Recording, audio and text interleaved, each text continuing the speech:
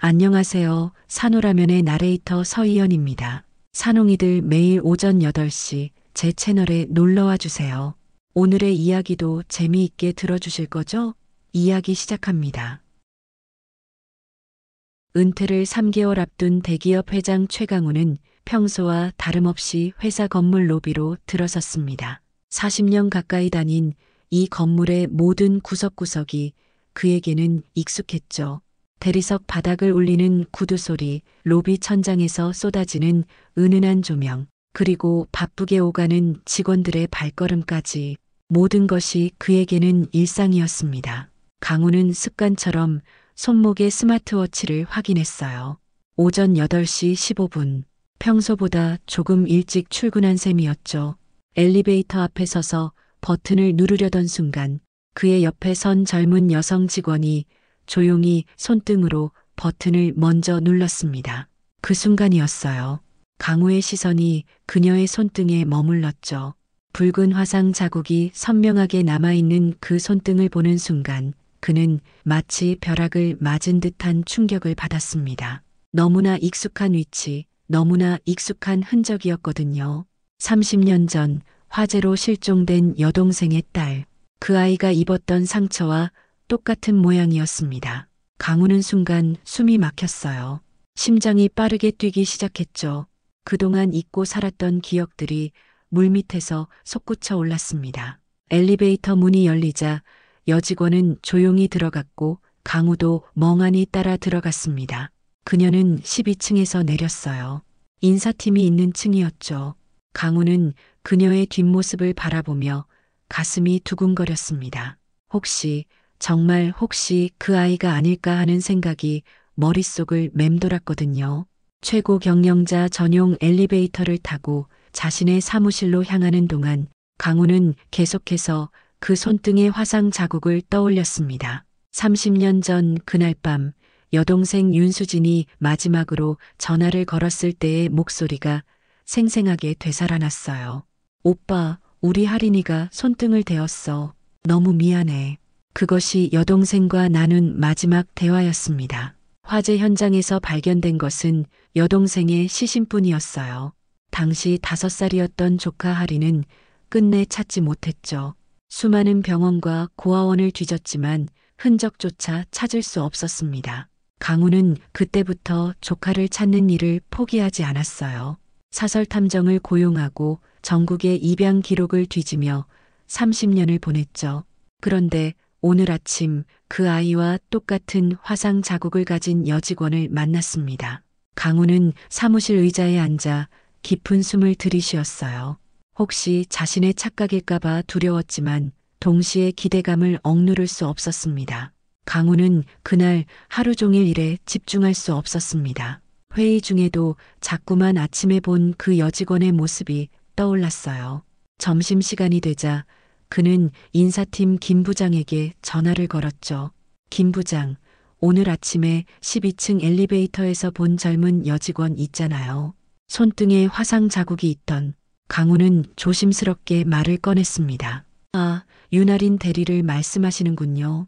몇 달 전에 인턴에서 정직원이 된 직원입니다. 김 부장이 대답했어요. 윤아린. 강우는 그 이름을 듣는 순간 온몸에 전율이 흘렀습니다. 여동생의 성씨와 같았고 조카의 이름도 하린이었거든요. 이것이 단순한 우연의 일치일까요? 그 직원의 이력을 좀 알아봐 주시겠어요? 강우는 목소리를 가다듬으며 말했습니다. 네, 회장님. 바로 확인해 드리겠습니다. 1시간 후 김 부장이 가져온 인사 파일을 보며 강우는 더욱 확신을 갖게 되었어요. 윤아린, 나이 35. 입양 기록은 명확하지 않았고 어린 시절 화재 사고로 부모를 잃었다는 기록만 있었죠. 학력도 야간 대학을 졸업했고 여러 아르바이트를 전전하다가 이 회사에 인턴으로 들어왔다고 적혀 있었습니다. 강우는 파일을 덮고 깊게 생각에 잠겼어요. 30년 전 그 아이가 지금 35이라면 나이가 정확히 맞았습니다. 하지만 확신을 가지기에는 아직 부족했죠. 더 많은 증거가 필요했어요. 그날 오후 강우는 일부러 12층을 지나갔습니다. 인사팀 사무실 근처에서 할인을 다시 볼 수 있었어요.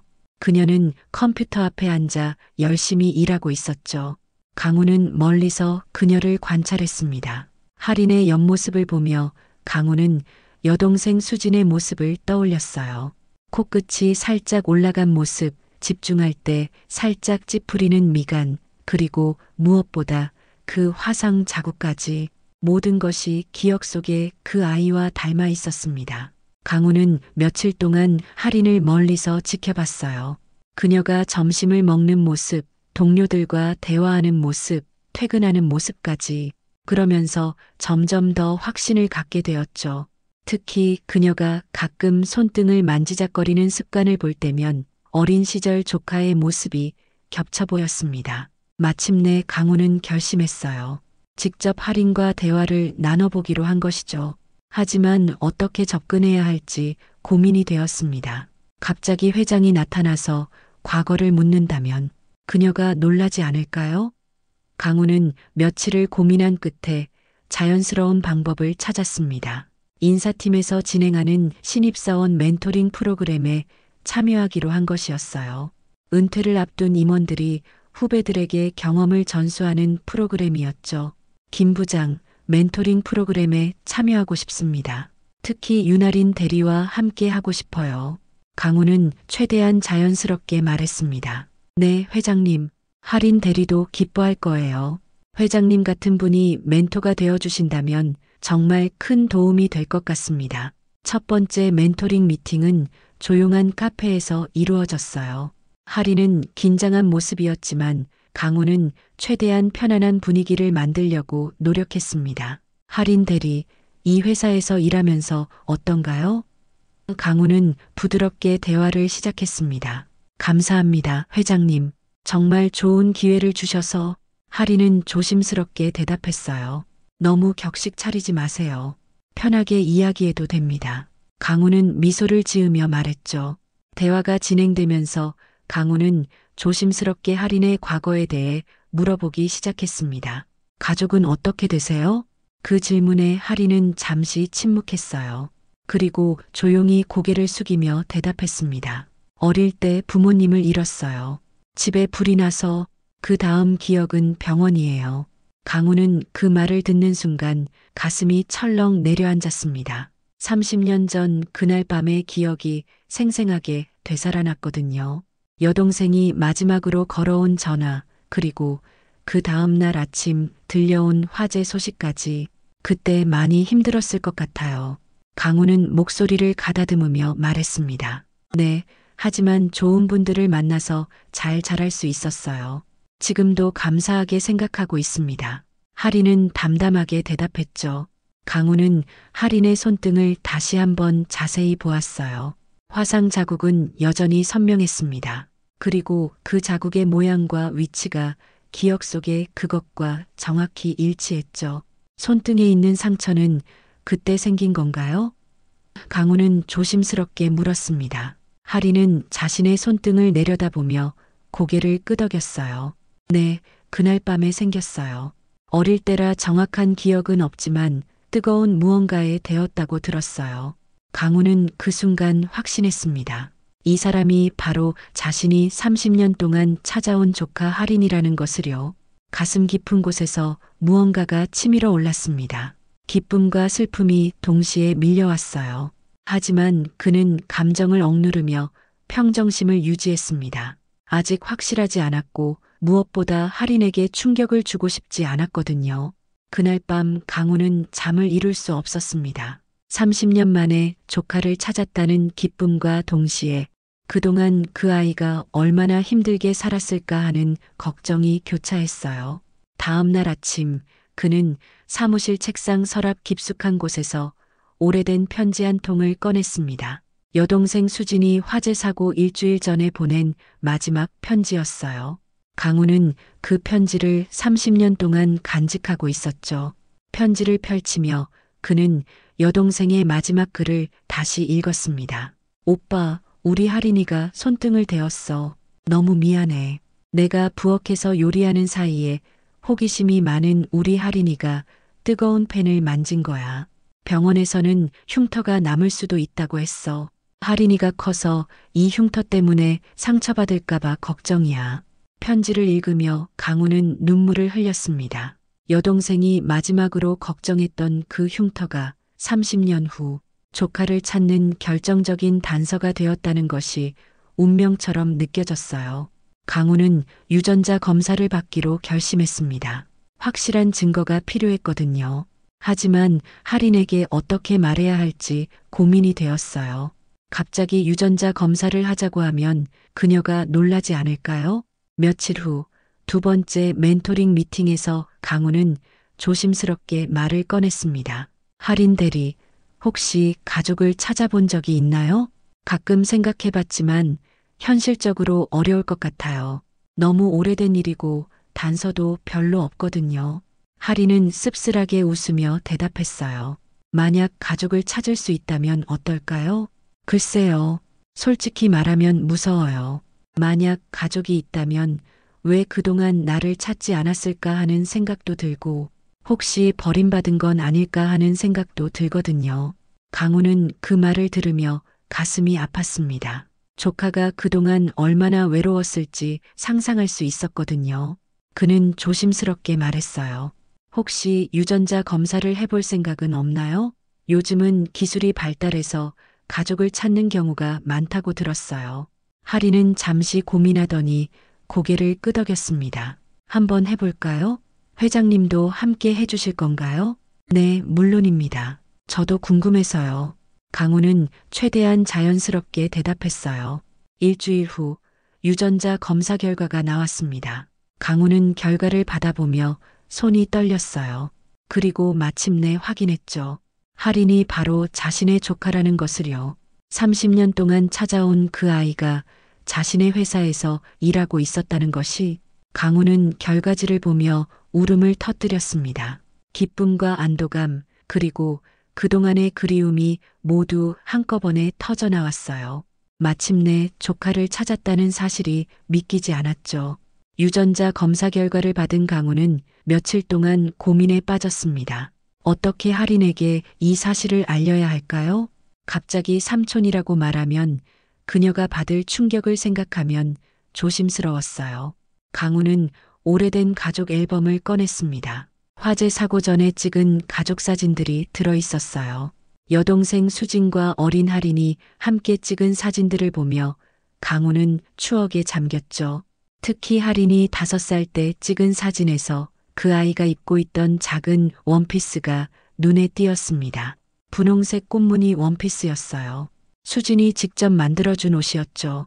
그 옷을 입고 환하게 웃고 있는 어린 하린의 모습이 지금의 하린과 겹쳐 보였습니다. 강우는 조심스럽게 계획을 세웠어요. 하린에게 충격을 주지 않으면서도 자연스럽게 진실을 알릴 방법을 찾고 있었죠. 그리고 마침내 결심했습니다. 작은 상자에 가족 사진과 수진의 편지를 넣어 하린에게 전하기로 한 것이었어요. 세 번째 멘토링 미팅에서 강우는 조심스럽게 상자를 꺼냈습니다. 하린 대리, 이것 좀 봐주세요. 이게 뭔가요? 하린은 궁금해하며 상자를 받았어요. 유전자 검사 결과가 나왔습니다. 그런데 놀라운 일이 일어났어요. 강우는 떨리는 목소리로 말했습니다. 하린은 상자를 열었어요. 그 안에는 오래된 가족 사진과 편지가 들어 있었죠. 사진을 보는 순간 하린의 얼굴이 창백해졌습니다. 이 사진, 이 옷. 하린은 손을 떨며 사진을 바라봤어요. 저도 꿈에서 본 적 있어요. 분홍색 꽃무늬 원피스를 입고 있는 꿈을요. 강우는 하린의 반응을 보며 가슴이 뭉클해졌습니다. 하린 대리, 아니, 하린아. 그는 처음으로 반말을 했어요. 네. 하린은 고개를 들어 강우를 바라봤습니다. 나는 최강우가 아니라 너의 삼촌이야. 너의 엄마 수진이 나의 여동생이었어. 강우는 마침내 진실을 말했습니다. 하린은 그 말을 듣고 잠시 말을 잃었어요. 그리고 천천히 편지를 펼쳐 읽기 시작했죠. 엄마 수진의 글씨를 보며 하린은 눈물을 흘렸습니다. 정말 삼촌이세요? 하린은 떨리는 목소리로 물었어요. 그래, 하린아. 30년 동안 너를 찾아왔어. 내가 살아있다는 걸 알고 있었지만 찾을 수 없었어. 그런데 운명처럼 내가 내 회사에서 일하고 있었구나. 하리는 사진을 가슴에 꼭 안고 울음을 터뜨렸습니다. 30년 동안 혼자였던 외로움이 한꺼번에 터져 나왔어요. 그리고 강우도 조카를 품에 안으며 함께 눈물을 흘렸습니다. 미안해, 하리나. 더 빨리 찾아주지 못해서 미안해. 강우는 조카의 등을 토닥이며 말했어요. 진실을 알게 된 후 며칠 동안 하리는 혼란스러웠습니다. 갑자기 생긴 가족, 그리고 자신이 그토록 존경했던 회장님이 삼촌이라는 사실이 현실처럼 느껴지지 않았어요. 하지만 동시에 마음 한편으로는 따뜻함이 밀려왔죠. 강우는 할인이 적응할 시간을 주었습니다. 무리하지 않고 천천히 관계를 회복해 나가자고 말했어요. 그리고 할인의 과거 이야기를 들으며 그동안의 빈 시간을 조금씩 채워나갔죠. 화재 사고 이후에 어떻게 살았는지 말해줄 수 있니? 강우는 조심스럽게 물었습니다. 처음엔 병원에 오래 있었어요. 화상 치료를 받으면서요. 그 후에는 여러 시설을 전전했죠. 다행히 좋은 분들을 만나서 고등학교까지 마칠 수 있었어요. 하리는 담담하게 자신의 이야기를 들려주었어요. 대학은 어떻게 갔니? 야간 대학을 다녔어요. 낮에는 일하고 밤에는 공부했죠. 힘들었지만 포기하고 싶지 않았어요. 언젠가는 좋은 회사에 취직해서 안정된 삶을 살고 싶었거든요. 강우는 조카의 이야기를 들으며 가슴이 아팠습니다. 혼자서 얼마나 힘들게 살았을지 상상할 수 있었거든요. 동시에 그런 어려움 속에서도 포기하지 않고 열심히 살아온 할인이 자랑스러웠어요. 이제 혼자가 아니야, 할인아. 내가 있잖아. 강우는 조카의 손을 잡으며 말했습니다. 네, 삼촌. 아직 어색하지만 조금씩 익숙해질 것 같아요. 할인은 미소를 지으며 대답했어요. 강우는 할인에게 여동생이 남긴 다른 물건들도 보여주었습니다. 수진의 일기장, 할인에게 만들어준 옷들, 그리고 할인의 어릴 때 사진들까지 하나하나 보여주며 잃어버린 기억을 되찾아 주었죠. 엄마가 이런 것들을 남겨두셨구나. 할인은 엄마의 일기장을 보며 눈물을 흘렸어요. 수진이가 너를 얼마나 사랑했는지 알 수 있지? 강우는 조카의 어깨에 손을 올리며 말했습니다. 그날 오후 강우와 할인은 회사 로비에서 다시 만났어요. 30년 전 처음 만났던 그 엘리베이터 앞에서요. 하지만 이번에는 상황이 달랐습니다. 서로를 알아보고 가족이라는 사실을 확인한 후였거든요. 처음 만났을 때 기억나니? 강우가 물었습니다. 네, 그때는 회장님이 왜 저를 그렇게 쳐다보시는지 몰랐어요. 지금 생각해보니 삼촌이 저를 알아보신 거였군요. 하리는 웃으며 대답했어요. 엘리베이터가 도착했고 이번에는 강우가 직접 버튼을 눌러주었습니다. 조카를 위해서요. 그리고 둘은 함께 엘리베이터에 올랐어요. 더 이상 모르는 사이가 아닌 가족으로서 말이죠. 그로부터 6개월이 흘렀습니다. 강우는 예정대로 은퇴를 했고 하리는 회사에서 승진해서 과장이 되었어요. 둘은 이제 진짜 가족처럼 지내고 있었죠. 매주 일요일마다 강우는 하린을 자신의 집으로 초대했습니다. 함께 식사를 하고 옛날 이야기를 나누며 잃어버린 시간을 조금씩 채워나갔어요. 하린도 처음의 어색함을 벗어나 점점 더 편안해졌죠. 삼촌, 이번 주말에 엄마 산소에 함께 가도 될까요? 하린이 어느 날 조심스럽게 물었습니다. 물론이지. 수진이가 너를 얼마나 보고 싶어 했는지 몰라. 강우는 기꺼이 대답했어요. 그 주말 삼촌과 조카는 함께 수진의 산소를 찾았습니다. 하린은 엄마의 묘비 앞에서 오랫동안 무릎을 꿇고 있었어요. 30년 만에 엄마를 만나는 순간이었죠. 엄마, 저예요. 하린이에요. 삼촌이 저를 찾아주셔서 이제 혼자가 아니에요. 하린은 묘비에 손을 대며 중얼거렸습니다. 그동안 많이 보고 싶었어요. 엄마가 저를 위해 남겨주신 편지와 사진들 모두 봤어요. 엄마가 저를 얼마나 사랑하셨는지 알 수 있었어요.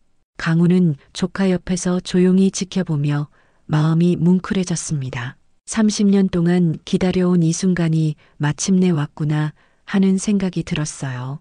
수진도 하늘에서 이 모습을 보며 안심하고 있을 거라는 확신이 들었죠. 수진아, 약속 지켰어. 할인이 찾았어. 이제 걱정하지 마. 강우도 여동생의 묘비 앞에 무릎을 꿇고 말했습니다. 그날 저녁 집으로 돌아온 할인과 강우는 함께 저녁 식사를 준비했어요. 할인이 엄마에게서 배웠다며 김치찌개를 끓였고 강우는 반찬을 준비했죠. 오랜만에 가족다운 식사 시간이었습니다. 삼촌, 제가 어릴 때 어떤 아이였는지 더 들려주세요. 할인이 밥을 먹으며 말했어요. 정말 개구쟁이였어. 수진이가 항상 너 때문에 고생한다고 투덜댔지만 사실은 너를 무척 자랑스러워했어. 특히 내가 그림 그리는 걸 좋아했는데 벽에다 낙서를 해서 수진이가 혼을 낸 적도 있었지. 강우는 웃으며 옛날 이야기를 들려주었습니다. 그림요? 저도 지금도 그림 그리는 걸 좋아해요. 어릴 때부터 그랬구나. 할인은 신기해하며 말했어요. 그래, 재능은 역시 타고나는 거야. 수진이도 그림을 잘 그렸거든. 식사를 마친 후 할인은 강우에게 자신이 그린 그림 몇 점을 보여주었습니다. 풍경화와 인물화였는데 정말 실력이 뛰어났어요. 강우는 조카의 재능에 감탄했죠. 이런 실력이면 개인전도 열 수 있겠는데? 강우가 말했습니다. 그런 큰 꿈은 꿔본 적 없어요. 그냥 취미로만. 할인은 겸손하게 말했어요. 왜 안 돼? 이제 삼촌이 있잖아. 내 꿈을 응원해줄 사람이 있어. 강우는 조카를 격려했습니다. 그날 밤 할인은 오랜만에 편안한 마음으로 잠을 잤습니다. 30년 동안 느껴보지 못했던 가족의 따뜻함을 느끼며 말이에요.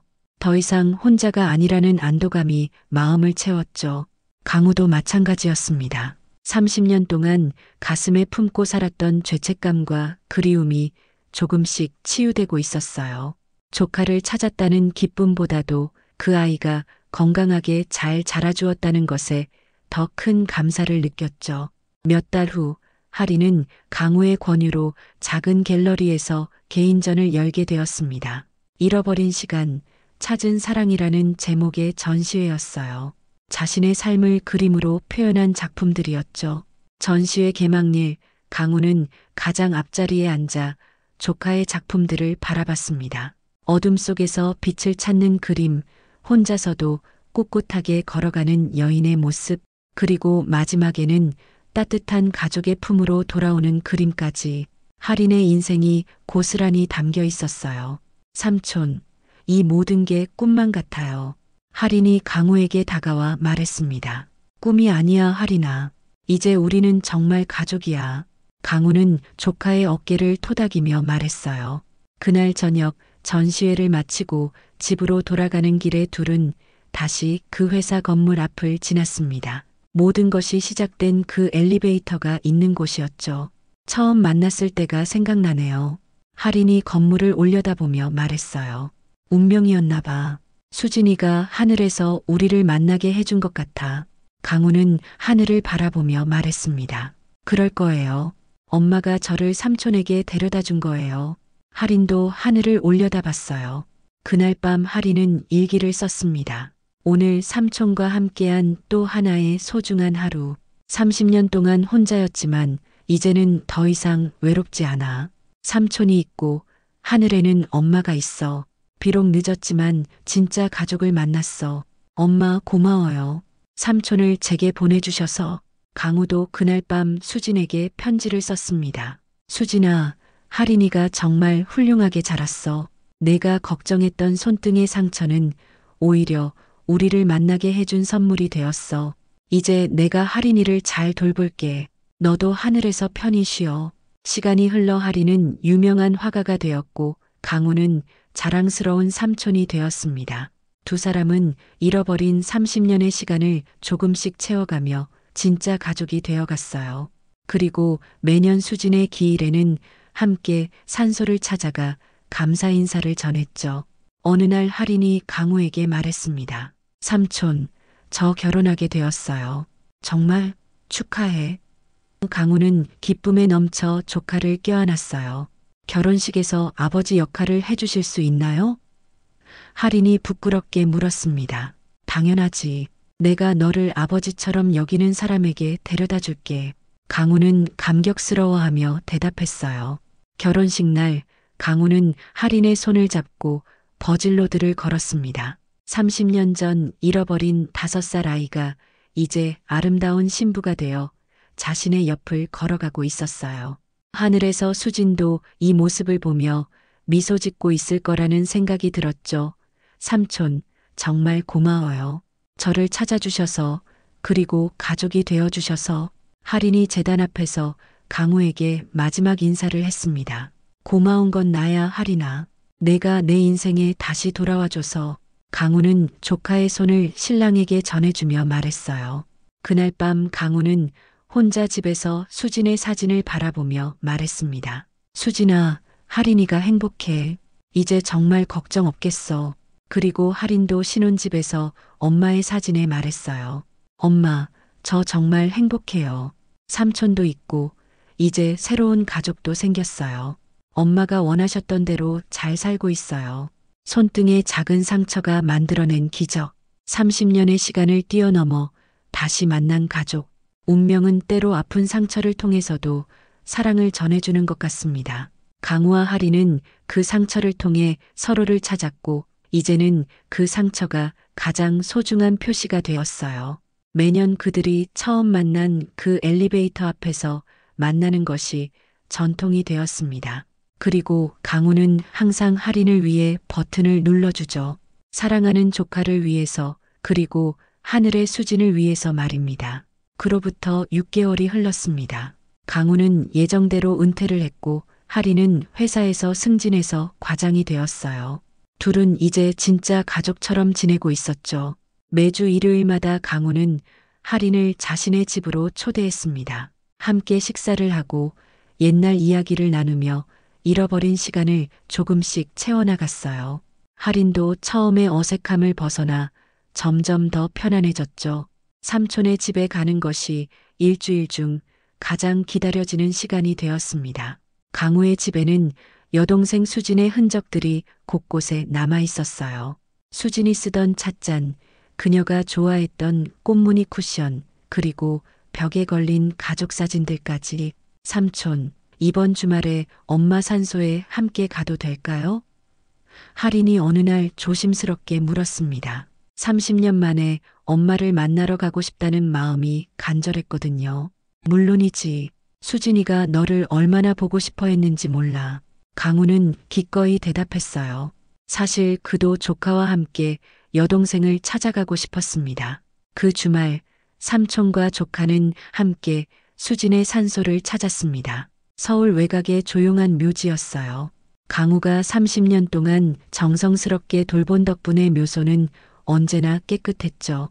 할인은 엄마의 묘비 앞에서 오랫동안 무릎을 꿇고 있었어요. 30년 만에 엄마를 만나는 순간이었습니다. 엄마, 저예요. 할인이에요. 할인의 목소리가 떨렸어요. 삼촌이 저를 찾아주셔서 이제 혼자가 아니에요. 그동안 많이 보고 싶었어요. 엄마가 저를 위해 남겨주신 편지와 사진들 모두 봤어요. 엄마가 저를 얼마나 사랑하셨는지 알 수 있었어요. 강우는 조카 옆에서 조용히 지켜보며 마음이 뭉클해졌습니다. 30년 동안 기다려온 이 순간이 마침내 왔구나 하는 생각이 들었어요. 수진도 하늘에서 이 모습을 보며 안심하고 있을 거라는 확신이 들었죠. 수진아, 약속 지켰어. 할인이 찾았어. 이제 걱정하지 마. 강우도 여동생의 묘비 앞에 무릎을 꿇고 말했습니다. 할인이가 정말 훌륭하게 자랐어. 내가 자랑스러워할 거야.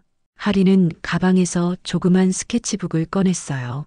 그리고 연필로 엄마의 묘비를 그리기 시작했습니다. 엄마, 제가 그림 그리는 걸 좋아한다고 삼촌이 말씀해 주셨어요. 엄마도 그림을 잘 그리셨다면서요? 그래, 수진이가 너를 임신했을 때 아기 옷에 그림을 그려서 선물로 주곤 했어. 정말 예쁘게 그렸지. 강우는 추억을 떠올리며 말했습니다. 그럼 저의 그림 실력은 엄마에게서 물려받은 거네요. 할인은 미소를 지으며 스케치를 계속했어요. 그날 저녁 집으로 돌아온 할인과 강우는 함께 저녁 식사를 준비했습니다. 할인이 엄마에게서 배웠다며 김치찌개를 끓였고 강우는 반찬을 준비했죠. 오랜만에 가족다운 식사 시간이었어요. 삼촌, 제가 어릴 때 어떤 아이였는지 더 들려주세요. 할인이 밥을 먹으며 말했습니다. 정말 개구쟁이였어. 수진이가 항상 너 때문에 고생한다고 투덜댔지만 사실은 너를 무척 자랑스러워했어. 특히 내가 그림 그리는 걸 좋아했는데 벽에다 낙서를 해서 수진이가 혼을 낸 적도 있었지. 강우는 웃으며 옛날 이야기를 들려주었습니다. 그림요? 저도 지금도 그림 그리는 걸 좋아해요. 어릴 때부터 그랬구나. 할인은 신기해하며 말했어요. 그래, 재능은 역시 타고나는 거야. 수진이도 그림을 잘 그렸거든. 내 방에 걸려있던 그림들도 모두 엄마가 그린 거였어. 식사를 마친 후 할인은 강우에게 자신이 그린 그림 몇 점을 보여주었습니다. 풍경화와 인물화였는데 정말 실력이 뛰어났어요. 특히 외로운 여인이 도시 속을 걸어가는 그림은 할인의 지난 삶을 그대로 담고 있는 것 같았죠. 이런 실력이면 개인전도 열 수 있겠는데? 강우가 감탄하며 말했습니다. 그런 큰 꿈은 꿔본 적 없어요. 그냥 취미로만. 할인은 겸손하게 말했어요. 왜 안 돼? 이제 삼촌이 있잖아. 내 꿈을 응원해줄 사람이 있어. 강우는 조카를 격려했습니다. 내가 갤러리 사장님들과 아는 사이가 있으니까 한번 알아볼게. 정말요? 하지만 제 그림이 사람들에게 감동을 줄 수 있을까요? 할인은 불안해하며 물었어요. 당연하지. 내 그림에는 진정성이 있어. 30년 동안 혼자 살아온 너의 이야기가 담겨 있잖아. 그보다 더 진솔한 그림이 어디 있겠어? 그날 밤 할인은 오랜만에 편안한 마음으로 잠을 잤습니다. 30년 동안 느껴보지 못했던 가족의 따뜻함을 느끼며 말이에요. 더 이상 혼자가 아니라는 안도감이 마음을 채웠죠. 그리고 꿈속에서 어린 시절의 자신이 엄마와 함께 그림을 그리는 모습을 보았어요. 강우도 마찬가지였습니다. 30년 동안 가슴에 품고 살았던 죄책감과 그리움이 조금씩 치유되고 있었어요. 조카를 찾았다는 기쁨보다도 그 아이가 건강하게 잘 자라주었다는 것에 더 큰 감사를 느꼈죠. 수진이 하늘에서 모든 것을 지켜봐 주었구나 하는 생각이 들었습니다. 몇 달 후 할인은 강우의 권유로 작은 갤러리에서 개인전을 열게 되었습니다. 잃어버린 시간, 찾은 사랑이라는 제목의 전시회였어요. 자신의 삶을 그림으로 표현한 작품들이었죠. 총 20점의 작품이 전시되었는데 각각이 할인의 인생 여정을 보여주고 있었습니다. 첫 번째 작품은 화염 속의 기억이었어요. 붉은 불꽃과 연기 속에서 흐릿하게 보이는 어린아이의 실루엣을 그린 그림이었죠. 두 번째는 혼자 서는 길이라는 제목의 작품으로 긴 터널 같은 길을 혼자 걸어가는 여인의 뒷모습을 그렸습니다. 세 번째부터는 점점 밝은 색조로 변해갔어요. 새로운 시작, 따뜻한 손길, 그리고 마지막 작품인 가족의 품까지. 전시회 개막일, 강우는 가장 앞자리에 앉아 조카의 작품들을 바라봤습니다. 어둠 속에서 빛을 찾는 그림, 혼자서도 꿋꿋하게 걸어가는 여인의 모습, 그리고 마지막에는 따뜻한 가족의 품으로 돌아오는 그림까지. 할인의 인생이 고스란히 담겨 있었어요. 이 작품들을 보니 작가님의 삶이 느껴져요. 정말 감동적입니다. 한 관람객이 할인에게 말했습니다. 감사합니다. 제 인생에서 가장 소중한 순간들을 그림으로 남기고 싶었어요. 할인은 겸손하게 대답했어요. 갤러리 관장도 할인의 작품에 깊은 인상을 받았습니다. 이런 진정성 있는 작품은 오랜만에 봅니다. 앞으로도 계속 작품 활동을 이어가시길 바랍니다. 전시회는 큰 성공을 거두었어요. 많은 사람들이 할인의 그림에 감동받았고 몇 점의 작품은 판매되기도 했죠. 특히 가족의 품이라는 작품은 많은 사람들의 눈길을 끌었습니다. 두 사람이 포옹하는 모습을 따뜻한 색채로 표현한 그림이었거든요. 삼촌, 이 모든 게 꿈만 같아요. 할인이 강우에게 다가와 말했습니다. 꿈이 아니야, 할인아. 이제 우리는 정말 가족이야. 그리고 너는 훌륭한 화가야. 강우는 조카의 어깨를 토닥이며 말했어요. 전시회가 끝난 후 할인은 본격적으로 화가의 길을 걷기 시작했습니다. 회사를 그만두고 전업 작가가 되기로 결심한 것이죠. 강우는 조카의 결정을 전폭적으로 지지했어요. 걱정하지 마, 할인아. 삼촌이 있잖아. 내가 마음껏 그림에 집중할 수 있도록 도와줄게. 강우는 할인에게 작은 아트 스튜디오를 마련해 주었습니다. 스튜디오는 강우의 집 근처에 있는 조용한 건물의 2층에 있었어요. 넓은 창문을 통해 자연광이 잘 들어오고 그림 그리기에 최적의 환경이었죠. 할인은 그곳에서 매일 그림을 그리며 새로운 작품들을 만들어 나갔습니다. 시간이 흘러 할인은 유명한 화가가 되어갔어요. 여러 갤러리에서 전시회를 열었고 미술 전문지에 소개되기도 했죠. 특히 그녀의 가족 시리즈는 많은 사람들에게 감동을 주었습니다. 가족의 소중함과 사랑을 주제로 한 작품들이었거든요. 할인의 그림을 보면 마음이 따뜻해져요. 특히 가족을 주제로 한 작품들은 보는 사람으로 하여금 자신의 가족을 생각하게 만들어요. 한 미술평론가가 할인의 작품에 대해 평했습니다. 강우는 조카가 성공하는 모습을 보며 무척 자랑스러워했어요. 그리고 여동생 수진도 하늘에서 할인을 자랑스럽게 지켜보고 있을 거라는 생각이 들었죠. 어느 날 할인이 강우에게 특별한 부탁을 했어요. 삼촌, 제가 삼촌의 초상화를 그려도 될까요? 저를 찾아주신 은인이자 아버지 같은 분의 모습을 그림으로 남기고 싶어요. 물론이지. 하지만 내가 모델을 잘할 수 있을까? 강우는 웃으며 대답했습니다. 삼촌의 자연스러운 모습 그대로 그릴 거예요. 제게는 세상에서 가장 소중한 분이시니까요.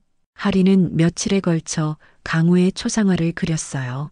책을 읽고 있는 강우의 모습, 창밖을 바라보며 생각에 잠긴 모습, 그리고 미소 짓고 있는 모습까지 다양한 표정의 강우를 담았죠. 완성된 초상화를 본 강우는 감동받았습니다. 정말 잘 그렸구나. 수진이도 이 그림을 보면 기뻐할 거야. 이 그림은 절대 팔지 않을 거예요. 제 작업실에 걸어두고 매일 볼 거예요. 할인은 눈물을 글썽이며 말했어요. 그 즈음 할인에게 또 다른 변화가 찾아왔습니다. 한 남성과 사랑에 빠진 것이었어요. 그는 미술관에서 일하는 큐레이터였는데 할인의 전시회를 보고 반한 것이 계기가 되었죠. 삼촌, 제가 좋아하는 사람이 생겼어요. 할인이 부끄럽게 고백했습니다. 정말? 어떤 사람인데? 강우는 궁금해하며 물었어요. 미술관에서 일하는 큐레이터예요. 정말 좋은 분이에요. 제 그림을 누구보다 이해해 주시고 저를 있는 그대로 받아들여 주세요. 강우는 조카가 좋은 사람을 만났다는 사실에 기뻤습니다. 그리고 얼마 후 그 남성을 직접 만나보았어요. 정민호라는 이름의 그는 정말 좋은 사람이었죠. 할인을 진심으로 사랑하고 있다는 것이 눈에 보였습니다. 1년 후 할인은 강우에게 중대한 소식을 전했습니다. 삼촌, 저 결혼하게 되었어요. 정말 축하해. 강우는 기쁨에 넘쳐 조카를 껴안았어요. 30년 만에 찾은 조카가 이제 자신만의 가정을 꾸리게 된다는 사실이 감격스러웠습니다. 결혼식에서 아버지 역할을 해주실 수 있나요? 할인이 부끄럽게 물었습니다. 제게는 삼촌이 아버지나 다름없어요. 당연하지. 내가 너를 사랑하는 사람에게 데려다 줄게. 강우는 감격스러워하며 대답했어요. 여동생 수진이 못다한 역할을 자신이 대신하게 된다는 생각에 마음이 뭉클했죠. 결혼 준비 과정에서 강우는 할인을 적극적으로 도왔습니다. 웨딩드레스를 고르는 것부터 예식장 선택까지 아버지의 마음으로 세심하게 챙겨주었어요. 할인도 삼촌의 따뜻한 보살핌에 감사해했죠. 결혼식 전날 밤 할인과 강우는 함께 수진의 산소를 찾았습니다. 할인이 결혼한다는 소식을 엄마에게 알려드리고 싶었거든요. 엄마, 저 내일 결혼해요. 정말 좋은 사람을 만났어요. 저를 진심으로 사랑해주는 분이에요. 하리는 묘비 앞에서 엄마에게 말했습니다. 삼촌이 아버지 역할을 해주신다고 하셨어요. 엄마도 하늘에서 축복해 주시죠? 강우도 여동생에게 말했어요. 수진아, 하린이가 정말 예쁜 신부가 될 거야. 내가 보고 싶어 했던 모습이지. 이제 정말 걱정 없겠어. 결혼식 당일 강우는 하린의 손을 잡고 버질로드를 걸었습니다. 30년 전 잃어버린 5살 아이가 이제 아름다운 신부가 되어 자신의 옆을 걸어가고 있었어요. 하늘에서 수진도 이 모습을 보며 미소 짓고 있을 거라는 생각이 들었죠. 삼촌, 정말 고마워요. 저를 찾아주셔서, 그리고 가족이 되어주셔서. 하린이 제단 앞에서 강우에게 마지막 인사를 했습니다. 고마운 건 나야, 하린아. 내가 내 인생에 다시 돌아와줘서. 강우는 조카의 손을 신랑에게 전해주며 말했어요. 이 아이를 잘 부탁합니다. 저에게는 세상에서 가장 소중한 조카예요. 네, 정말 소중히 모시겠습니다. 정민호는 진심을 담아 대답했습니다. 결혼식 후 피로연에서 강우는 축사를 했어요. 오늘 이 자리에 모이신 모든 분들께 감사드립니다. 하린이는 저에게 30년 만에 돌아온 기적 같은 존재입니다. 이 아이가 행복한 가정을 꾸리는 모습을 보니 정말 감개무량합니다. 하린아, 행복해라. 그날 밤 강우는 혼자 집에서 수진의 사진을 바라보며 말했습니다. 수진아, 하린이가 행복해. 이제 정말 걱정 없겠어. 내가 못다 본 모습들을 내가 다 봤어. 정말 예쁘게 자랐어. 하린도 신혼집에서 엄마의 사진에 말했어요. 엄마, 저 정말 행복해요. 삼촌도 있고 이제 새로운 가족도 생겼어요. 엄마가 원하셨던 대로 잘 살고 있어요.